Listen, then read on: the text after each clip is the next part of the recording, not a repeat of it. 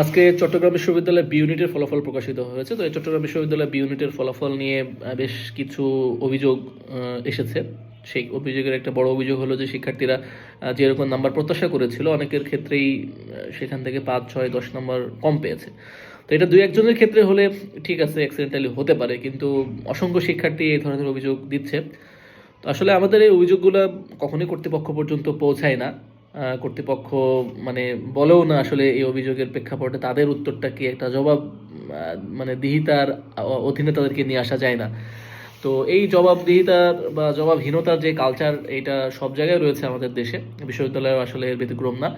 তো বিশ্ববিদ্যালয়গুলো আসলে উচিত যে তাদের যেই মানে তারা যে এমসিকিউর তারা যে সলিউশনটা দেয় আর কি, সেটা আসলে প্রকাশ করা এবং এই খাতাগুলো চ্যালেঞ্জের মাধ্যমে সেগুলো দেখানো যে এক্স্যাক্টলি আসলে কি কারণে স্টুডেন্টের প্রবলেমটা হয়েছে।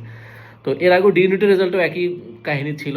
তো এখানে অনেক শিক্ষার্থী অভিযোগ করেছিল এদের মেশিন নাকি অবস্থা, মানে ওদের যে ওয়েমার মেশিন এটা নাকি একটু ঝামেলা আছে, মানে কোডিং করতে নাকি উল্টাপাল্টা করে ফেলে, অনেকেরই নাকি 2, 4, 5 নম্বর এদিক সেদিক হয়ে গেছে। তো এই ব্যাপারটা খুবই দুঃখজনক যখন এটা একদমই কোমলমতি শিক্ষার্থীদের মানে উচ্চশিক্ষার একটি স্বপ্ন ভঙ্গ হওয়ার মতন ঘটনা ঘটে।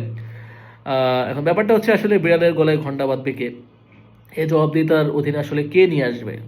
আশা করি যে বিশ্ববিদ্যালয়ের যে ছাত্র সংসদগুলো আছে তারা এই বিষয়টা অ্যাড্রেস করবে এবং তারা এটার সমাধানের জন্য কর্তৃপক্ষকে জবাবদিহিতার অধীনে নিয়ে আসার জন্য কর্তৃপক্ষকে চাপ প্রয়োগ করতে পারে, কারণ এটা একটা অনেক সংখ্যক শিক্ষার্থীদের স্বপ্নের সাথে জড়িত। তো তোমাদের কাদের কাদের এই ধরনের সমস্যা হয়েছে, কারা কারা যে নাম্বার প্রত্যাশা করেছিল তার থেকে কম পেয়েছে, তারা কমেন্ট সেকশনে জানাতে পারো। আসসালামু আলাইকুম রহমতুল্লাহ।